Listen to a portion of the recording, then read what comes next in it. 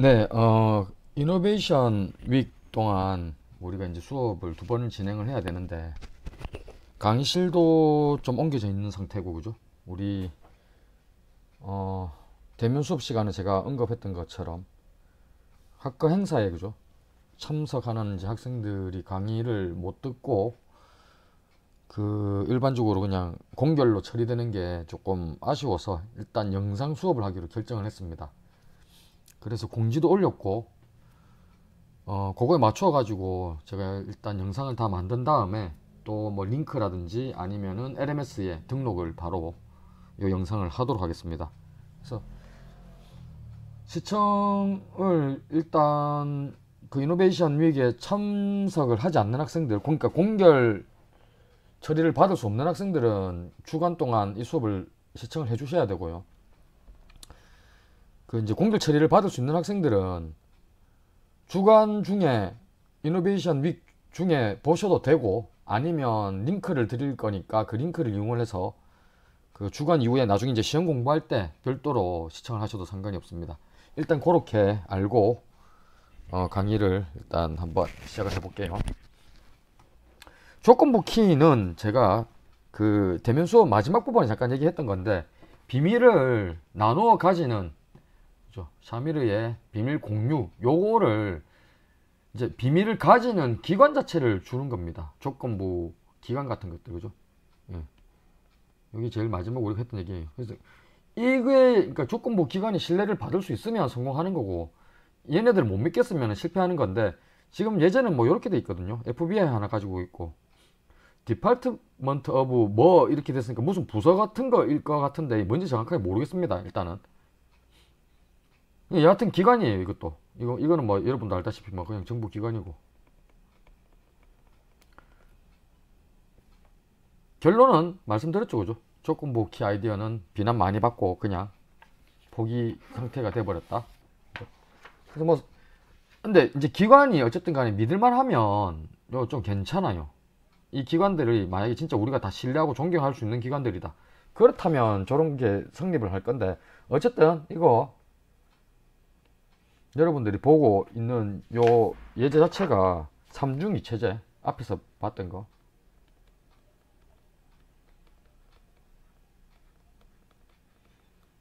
세 개 중에 그죠, 기관이 두 개만 정보를 갖고 협력하면은 여기 찾아지는 거, 예, 요 예제입니다. 요렇게 요거는 그냥 간단하게 확인을 해 두시면 될 것 같아요. 비슷한데 요것도 비밀 공유 체계거든요. 이게 이제 시각적으로 하는 건데 여기 좀 재미가 있습니다. 지금 요 예시한 게 있는데, 흑백 이미지로 두 개의 투명도를 만드는데 하나는 앨리스를 위한 거고 한 개는 밥을 위한 겁니다. 그죠? 그래서 목 1은 앨리스의 투명도라고 되어 있고요, 목 2는 밥의 투명도로 이해를 하면 된다라고 되어 있어요. 이게 예를 들어서 원본 픽셀이에요. 이쪽 사이드에 있는 게, 지금 여러분들이 보고 계시는 픽셀되어 있는 게 원본, 그 다음에 목 1, 2를 합쳐서 만들어낸 거. 예.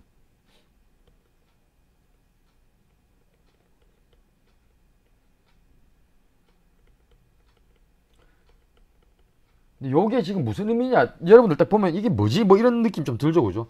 재미난 게 어쨌든 한번 보십시오. 원본이 흰 거였던 거는요, 이게 이제 한 개 픽셀이니까 멀리서 보면 겹치면 요런 형태가 될 건데 회색처럼 보일 겁니다. 색깔이, 그러니까 밝기가 약간 어두워지는 거죠, 흰색은. 그죠? 그 다음에 원래 원본이 까맸던 건 두 개를 합치면 그냥 까만색이 되게 만들어 놨어요. 맞죠, 그죠? 요렇게 합쳐도 여기 나올 거고, 요거 반 차지하면은 어떻게 됩니까? 서로 같은 위치가 아니니까 요게 요 부분이 칠해진다고 보면 되잖아요. 그러면 까맣게 되겠죠, 그죠? 이거는 뭐 여러분들이 보면 바로 알 거고, 요게 요 사이드 칠해지면 까맣게 되겠죠, 그죠? 나머지 흰 거는 갈라놓으면 회색이 되게 만들어 놨습니다.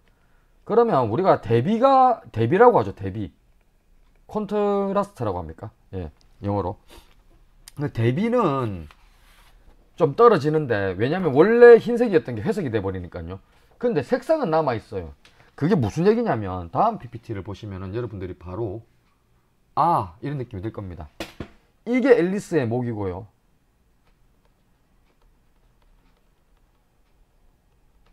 목 1입니다. 이게 밥의 목이라고 생각하시면 돼요. 이것도 제가 강의 시간에 말씀드렸던 것처럼 무적에 가까운 비밀 공유 체계입니다. 못 깹니다. 이 그림 목 한 개만 가지고는 할 방법이 없어요. 마찬가지 요 데이터만 가지고 이거를 예측해낼 방법이 없습니다.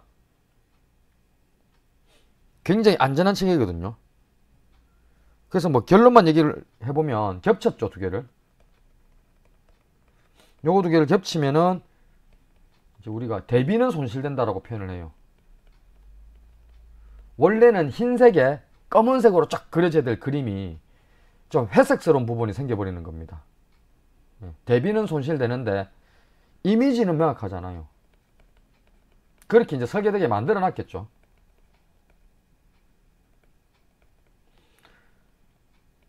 그래서 이것도 뭡니까? 이거 이중 2 체계죠. 두 개 중에 두 개 정보가 다 없으면 이거 못 풉니다. 위에 거 내용 좀 보면은요. 원본 픽셀이 검은색이면 겹치는 목은 항상 검은색 픽셀로 나타난다. 앞에 한번 보십시오. 원본 픽셀이 자 이렇게 꺼서 이쪽 이게 다 원본이에요. 이게 검은색이면 겹치면 무조건 검은색, 흰색이면 회색이에요. 그 얘기를 제가 앞에서 미리 말씀을 드렸죠. 원본 픽셀이 흰색이면 겹치는 목은 반은 흰색 반은 검은색 픽셀로 나타나서 이게 픽셀이 작잖아요. 멀리서 보면 이게 대체적으로 그냥 회색으로 인식이 됩니다. 그래서 요거 두 개를 수행을 하면은 대비의 손실로 좀 나타날 수는 있겠지만 원본 이미지는 여전히 명확하게 구분이 된다는 거예요. 지금 여러분들이 보시는 이 그림처럼. 그래서 이게 이 체계의 보안은 뭐 결론만 얘기하면요. 이 이중인데 이 체계의 보안은 절대적입니다. 근데 뭐 효율성, 그 다음에 이 차지하는 메모리, 계산 속도 이런 거에 있어 가지고는 효율성이 있다고는 볼 수가 없죠. 이게 만약에 무조건 이게 절대적이었다면 어떤 보안을 하는 그 비밀 공유에서 시스템은 전부 이걸로 만들어졌을 겁니다. 근데 이거 외에도 뭐가 많거든요. 그래서 여러분들이 아 요런 것들도 좋은 방법이구나 정도로 생각을 해주시면 좋을 것 같아요. 자, 그 다음에 또 다른 어떤 보안 주제로 우리가 난수를 한번 해봅시다. 랜덤 넘버 얘기하는 겁니다. 여러분도 알고 있는 거. 예.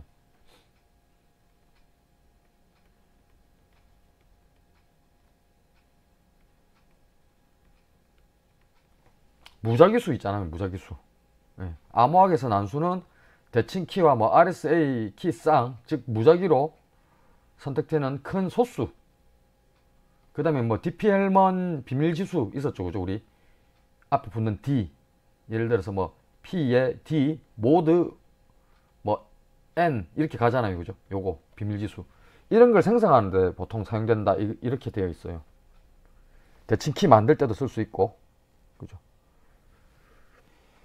그래서 난수는 시뮬레이션, 뭐 다양한 통계 응용 프로그램, 이런 비보안 응용 프로그램에서도 또 쓸 수가 있습니다. 실질적으로 여러분들도 여기 제가 적어 놓은 게 주로 난수가 쓰이는 암호학에서의 예제거든요. 주로 난수가 사용되는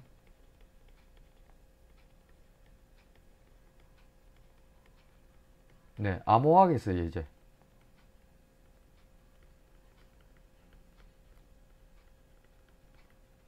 요거는요 일반적인 예제고요. 난수가 쓰이는 거 시뮬레이션, 그 다음에 통계 응용 프로그램. 뭐 시뮬레이션 여러분들 예를 들어 보면 알겠지만 뭐 도시 같은 거 만들어 가지고 돌리는 어떤 저 뭡니까 게임 같은 거를 만든다고 하더라도 일종의 시뮬레이션 아닙니까? 거기에서도 어때요? 뭐 스타트 위치라든지 게임을 시작하는 지도 같은 걸 생성할 때, 그 다음에 뭐 예를 들어서 그 일기 기상 이런 거 할 때도 그 예를 들어 비 오는 날이 될 거냐 뭐 흐린 날이 될 거냐 이런 확률들 다 시뮬레이션 이런 거 돌릴 때 난수 포함을 시킵니다. 그래서 그게 결국은 학문적으로 와보면 통계 응용 프로그램이거든요. 어쨌든 난수는 통계적으로 무작위인 인 특정 분산 요구를 만족을 해야 돼요. 그러니까 통계적인 난수를 쓴다라고 표현을 하거든요.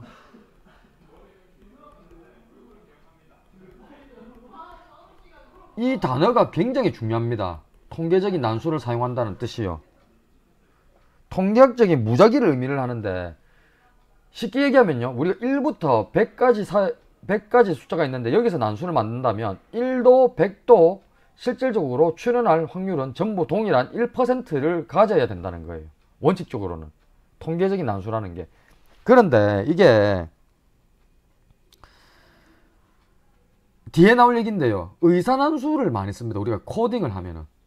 그러니까 실질적으로는 난수처럼 보이지만 난수가 아닌 거예요. 완벽한 난수가 아닌 거란 얘기입니다. 어쨌든 얘기를 조금 더 진행을 해볼게요. 조금 진행을 하면서 얘기를 합시다. 자, 서버가 사용자들을 위한 일련의 대칭키를 생성한다고 가정을 해봅시다. 지금 밑에 예제 관계 나와있죠, 그죠? 대칭키를 난수를 이용해서 생성을 하겠다. 난수로 생성. 이렇게 만들어지면 아까도 말씀드렸다시피 암호학적 난수이어야 되고요. 그 다음에 이거는 어떤 성질을 갖고 있어야 되는가 하면은 통계학적인 난수이면서 예측이 불가능해야 돼요. 당연히 무슨 수가 나올지 우리도 모르고, 만들어질 때도 뭐 당연히 난수니까 무슨 수가 나올지 몰라야 정상이라는 거죠. 근데 지금 요 밑에 설명이 KA 그런 대칭키가 앨리스 키, KB는 바베 키, 뭐 KC는 척의 키, KD는 데이브의 키 이렇게 됐는데, 이 KD를 ABC를 통해서 알아낼 수 있으면 당연히 그 체계의 보안은 무너지게 될 겁니다. U가 흔히 사용되는 앞에 이게 붙어 있죠. 슈도입니다. 슈도. 의사. 유서 코드, 우리 뭐 의사도 되고 유사도 되고, 그죠? 유사난수. 나 완벽한 난수가 아니라는 거예요. 여러분들이 뭐 예를 들어 파이썬에도 랜덤 함수 있죠, 그죠? 그 다음에 C 많이 써봤을 거 아닙니까? 컴퓨터 공학과니까.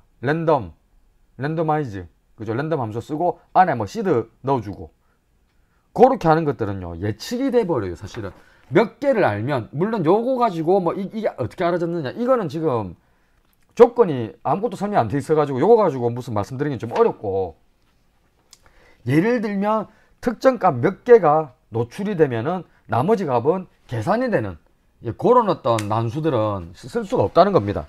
그 예제가 이제 뒤에 나오는 게 이게 텍사스 뭐 홀덴 포커라고 돼 있네요.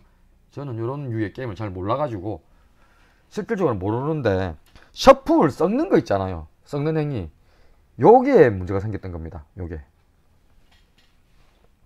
가상카드를 썼기 위해서 난수를 썼는데, 이 난수라는 게 말 그대로 그러니까 셔플을 몇 번을 칠 건지, 그죠? 그러면 안에 있는 카드들이 섞이는 게 말 그대로 난수로 만들어져야 되는데 이게 예측이 되게 만들어져 버린 겁니다. 치명적인 문제죠. 그래서 참가자는 실시간에 셔플을 알 수 있다. 요 뒤에 어떻게 그렇게 알게 됐는지에 대한 근거가 나옵니다. 홀덴 포커는 뭐 잘은 모르겠는데 플레이어한테는 히든 이렇게 각각 2장씩 들어가고 나머지 5개가 아마 이렇게 뭡니까 테이블에 펼쳐지는 것 같아요. 그러면은 뭐 예를 들어 가지고 플레이어들은 자기가 갖고 있는 거 2개랑 여기 있는 카드들 중에 뭐 몇 장 이용을 해가지고 뭐 포커를 만들어내는 것 같거든요.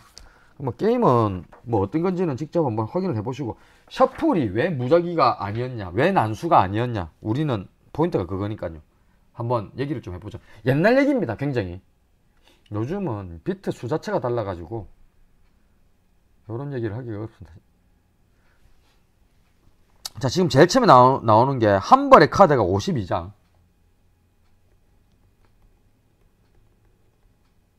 한 벌의 카드가 52장. 나올 수 있는 일종의 그 섞을 수 있는 가능 숫자. 그러니까 순열이죠. 순열이 52 팩토리얼이에요. 이거는 2의 225승보다 크다고 되어 있습니다. 이 숫자로 그냥 계산한 겁니다. 단순하게. 근데 포커 프로그램은 지금 앞에서 봤던 거예요. 홀든 포커인가 하는 거. 요거는 셔플을 결정하기 위한 난수 32비트 정수를 썼다고 합니다. 이거 2의 32잖아요. 셔플 개수가 요거밖에 안 나온다는 얘기예요. 이만큼이 되는 건데 적어도 2의 225승만큼 만들 수 있는데 2의 32승만 셔플 개수가 나오는 거죠. 그러니까 2의 225승 개수 중에 이제 각이 조금씩 나오죠, 여러분들. 이걸 적게 만들어 버린 거예요. 23개의 셔플만 사용 가능. 근데 파스칼 난수 생성기라고 되어 있는 저 랜더마이즈 요거 있죠, 그죠? 요거를 썼는데 요 PRNG 그러니까 이거 파스칼 난수 생성기 이름이 PRNG예요. 여기 보니까 파스칼 슈도 랜덤 넘버 제너레이터라고 되어 있거든요. 슈도라는 말이 들어가 있어요, 아예. 요 중간에 파스칼 앞에 있고요. 슈도 랜덤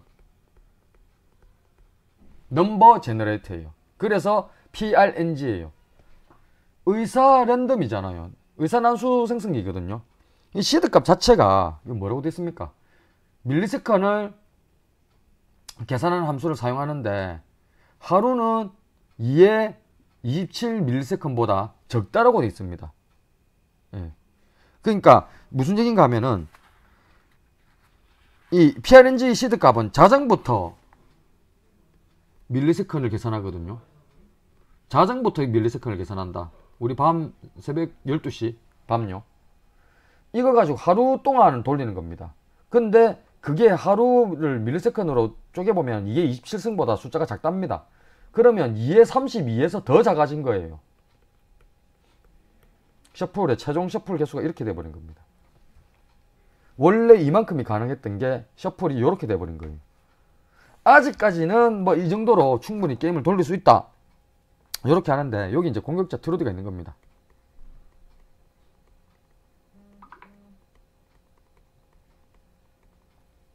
이건 얘가 이제 계산 시간을 더 줄일 수가 있어요.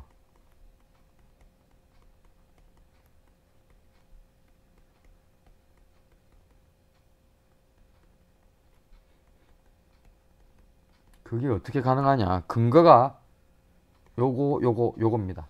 시드 값은 자정에서 밀리세컨드를 기반으로 하죠. 시간을 맞출 수가 있어요. 일단은 자기 시계라든지 프로그램 내에다가. 그 다음에 요 아까 의사 난수 생성기는 각 셔플마다 시드를 다시 지정을 하거든요.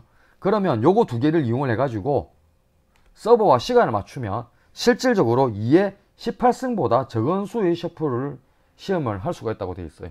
그러니까 어떻게 됐는가 하면 2의 225승에서 이게 2의 32승으로 줄었다가 의사 PRNG를 쓰는 바람에 파스칼을 여러분들 저 랭귀지 이름 거의 처음 들어보시죠? 아는 분들도 있을 수도 있긴 있겠지만 옛날에 쓰던 언어가 있습니다. 저런 게 이렇게 되거든요. 이거를 다시 타이머를 맞춰 가지고 2의 18승보다 적은 수의 셔플을 실험을 해볼 수 있도록 만들 수가 있습니다. 그러면 요거는 어떻게 된다? 실시간에 지금 현재 컴퓨터로는 실시간에 시험을 바로 다 돌려볼 수가 있어요. 공개된 카드들로 각 가능한 셔플들을 싹 다 전수조사를 돌려버리는 겁니다. 공개된 카드라는 게 예를 들어 테이블에 이렇게 딱 나왔어요. 그러면 셔플 종류가 2의 18, 그러니까 2의 18승밖에 없으니 요렇게 나올 수 있고 나머지 플레이어들한테 들어갔을 카드가 어떻게 돼 있을 건가? 프로그램이니까요. 그거를 실시간에 돌려서 다 만들어 볼 수 있다는 겁니다. 공개된 카드들로 각 가능한 셔플을 시험해 볼 수 있다. 그러면 최종입니다. 이게 공격자는 5회전 배팅 후에 모든 카드를 싹 다 알 수 있다, 이렇게 됩니다. 그러면 무조건 이기겠죠, 그죠? 그래서 요게 이제 결론인데 이거는 말이 기니까 제가 직접 읽어 드릴게요. 그냥 보신 예제가 좀 극단적인 예제는 맞거든요. 그러니까 셔플이 정확하게 예측될 수 있는 것이 아니랄지라도 그 만들어낼 수 있는, 지금 우리가 봤던 게 제일 중요한 게 뭡니까? 셔플 개수 아니에요. 가능한 셔플 개수. 이게 무작위 셔플의 수가 너무 적으면 체계의 안정성, 보안 체계의 안정성이 떨어진다.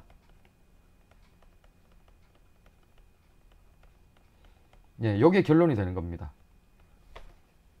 그래서 랜덤 숫자를 써가지고 뭔가를 만들어내는 거 있잖아요. 이거 사실 보안에도 꽤 쓰이거든요. 자, 뒷페이지에 설명이 한번 더 나올 거예요. 정리를 해봅시다. 이 밑에 제가 다 붙여놓긴 했어요. 포커 프로그램은 방금 봤다시피 극단적인 예제예요. 일반적인 요 PRNG 요게 예측이 가능하다는 게 문제였습니다. 그러니까 순서를 결정하기 전에 얼마나 많은 출력을 관찰해야 하는 것이 문제인데, 꼴랑 방금 보면 5번만 관찰해보면 나머지 218승 전수조사하고 5번 앞에 그냥 돌아가는 폐 상태, 돌리는 상태 한번 보고 그 다음에 계산해버리면 그 뒤로는 나오는 폐 순서를 전부 다 알 수 있다, 이렇게 되는 거거든요. 그죠? 그래서 출력의 범위가 너무 적었던 것이 이 포커 게임의 문제였어요. 그러니까 아까 얘기했다시피 2에 225승이었으면 아무 문제가 없었던 것이 2에 18승이 되면서 문제가 됐다는 거죠. 그래서 암호난수 순서는 예측이 불가능해야 되고요. 원래 예를 들면 RC4, 우리 앞에서 한번 봤던 거 있죠. 암호의 키스트림, 그죠? 이 암호도 시드 값을 사용하기는 하거든요. 그 다음에 여러분들 그 블록체인, 그러니까 얼마 전에 했던 블록체인 말고요, 앞에 했던 암호화 블록체인, 처음에 뭐 붙이던가요? 초기화 벡터 기억나시죠? 이것도 사실 꼭 숨길 필요까지는 없다고는 하지만 얘도 사실은 랜덤하게 결정하거든요. 대부분 랜덤 쓰는 것들이 많아요. 그래서 지금 암호난수 순서는 예측이 불가라고 되어 있지만 시드나 키, 요거 여기 스타트 할 때 우리가 쓰는 요런 어떤 초기화 벡터, 그 다음에 어떤 키, 요런 거 선정은 여전히 문제예요. 무슨 얘기인가 하면 RC4에서 초기 키, 제일 처음에 쓰는 거, 초기 키는 난수에서 여러분도 알고 있는 시드와 동일합니다. 시드 모르는 분들 없죠? 난수 만들 때 일반적으로 시드를 특별하게 뭔가 변화되는 걸로 결정을 안 해주면 숫자 돌려보면 계속 같은 값들 순열 패턴으로 나옵니다. 값이 C 프로그램 같은 거요. 그래서 시드에다가 주로 뭐 줍니까? 현재 시간 주잖아요. 그러면 프로그램 돌릴 때마다 초하고 뭐 밀리단위 초가 바뀌잖아요. 컴퓨터 내부에서. 그래서 시드가 계속 바뀌기 때문에 이 난수 값들도 계속 바뀌어서 나오는 겁니다. 이 시드 말 그대로 씨앗이에요. 씨앗. 최초 난수 값을 어떻게 생산할 거냐, 키 값하고 시드 값 전부 다 모두를 적용하도록 만드는 게 유리하다, 이런 어떤 뭐 상식적인 설명도 있고요. 계속 이제 요 시드 값 비슷한 얘기들이 조금 나올 겁니다. 이 뒤에도 나오는데 그 다음에 계속 이제 이 난수 얘기가 계속 조금 나올 건데 한번 보죠. 내용이 어렵진 않거든요. 무작위 비트를 생성을 할 건데 설명이 첫 번째 얘기가 딱 나오죠. 진정한 무작위는 찾기 힘들 뿐만 아니라 정의하기도 힘들다, 이렇게 나옵니다. 그래서 아마도 최선의 방법은 클라우드 셰넌이 개발한 엔트로피, 이 엔트로피 요런 거 영화, 물리 영화 같은 거 좋아하는 분들은 요런 것들 좀 보신 적이 있을 건데, 자연 물질이 변형돼서 원래 상태로 환원될 수 없게 되는 어떤 현상 같은 거, 복잡도가 올라가는 거, 엔트로피는 시간이 흐를수록 높아진다, 뭐 이런 표현 쓰잖아요. 말 그대로 이 무작위로 값이 막 바뀌는 거예요. 자연 물질이 변형돼서 원래 상태로 환원될 수 없게 되는 어떤 현상이 되면 무슨 엔트로피 레벨이 높아진다, 이런 식으로 표현하거든요. 근데 실질적으로 적용하기가 어려워요. 엔트로피를 무작위 비트를 만드는 데 쓰는 게. 그런데 이유가 밑에 설명이 되어 있는 게 이런 겁니다. 예를 들면 방사능 물질의 붕괴, 반감기라고 하죠, 그죠? 쪼개지고 막 하는 것들, 이런 것들 물질에 따라서 시간도 다르고 또 조건, 주변 조건에 따라서 또 이 물질이 붕괴하는 어떤 속도나 그 현상 같은 게 다 다를 거거든요. 무작위가 될 수가 있는데 두 가지 문제죠. 핵 컴퓨터 가능할까요? 뭐 언젠가는 될지는 모르겠는데 대중적이지가 않습니다. 일단은. 그 다음에 위험하죠. 이 방사능 물질이라는 것 자체가. 그 다음에 하드웨어 장비가 있는데 시장에서 쓸 수는 있어요. 이거는 실질적으로 슈퍼컴퓨터 같은 경우에는 이런 장비들이 연결되어 있을 수도 있습니다. 랜덤 넘버를 생성하기 위해서. 이게 뭐 하는 건가 하면요, 물리적 현상, 연력학, 예를 들면